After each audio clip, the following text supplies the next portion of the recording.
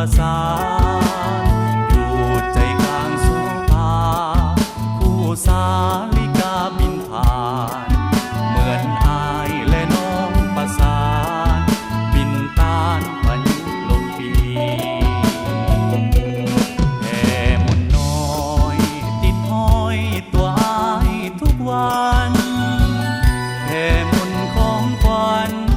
คืนนั้นหับจากนาลีความหมายสู่อ้ายทหารเฮ็ดหน้าที่เพื่อปกป้องปัตตภีให้ลาวเฮานี้ได้อยู่เย็นแสนแท้แผ่มนนี้ยังมีความหมายเตือนใจอยู่ดงดอนใดสวยใจบ่ลืมคำแพงสู่อ้ายหมายปองของแผ่มนขอบแดงประคองดวงใจคำแพงโอบเปลี่ยนแปลงหักน้องวิไลแผ่มนน้อยคอยติดพันใจสายติดพันบ่หายบ่วายในห้องหัวใจบ่นานดอกนาจะมาถึงกลับมาหาน้องขวัญใจจริงใจมันหมายนวลนา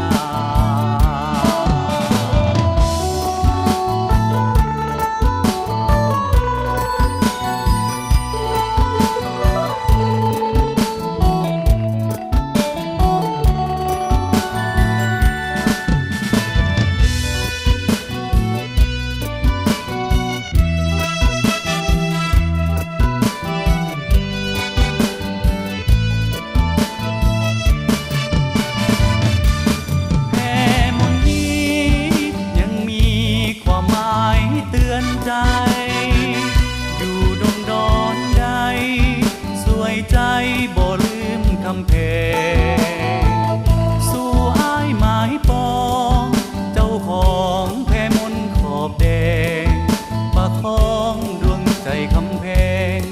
โอบเปลี่ยนแปลงหักน้องวิไลแผ่มนน้อยคอยติดพันใจสายติดพันบ่หาย